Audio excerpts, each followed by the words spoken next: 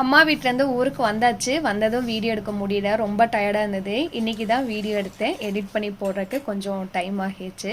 மதியத்துக்கு சாப்பாடு, ரசம், பீர்க்கங்காய் பொரியல்னு கம்ஃபர்ட் மீல் மாதிரி தான் ரெடி பண்ணியிருந்தேன்.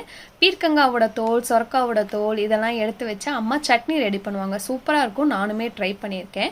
ஸோ தோல் எடுத்து வச்சுருக்கேன். நான் சட்னி ரெடி பண்ணும்போது ரெசிபி உங்களோட ஷேர் பண்ணுறேன். இந்த வாரம் சனிக்கிழமை போட்ட லாங் வீடியோவில் தம்பி கல்யாணத்துக்கு வீட்டுக்கு கொஞ்சம் கிஃப்ட் பண்ணியிருக்கேன்னு ஷேர் பண்ணியிருந்தேன். ஒரு சிலர் மட்டும் அப்பா அம்மாவுக்கு வாங்கி கொடுத்ததை ஏன் சொல்லி காமிக்கிறீங்க அப்படின்னு கேட்டிருந்தீங்க.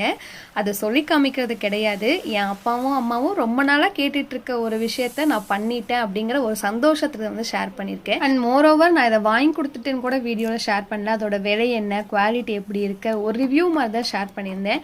எந்த ஒரு விஷயமே நம்ம பார்க்குற கண்ணோட்டத்தில் தான் இருக்குது. அது மட்டும் இல்லை, இது ஒரு நெகட்டிவாக நான் எடுத்துக்கல. ஏன்னா நிறைய பேர் பாசிட்டிவ் கமெண்ட் கொடுத்து நான் மோட்டிவேட் ஆயிருக்கேன் அப்படின்னு ஷேர் பண்ணியிருந்தீங்க. படிக்கும்போது ரொம்ப ஹாப்பியாக இருந்தது.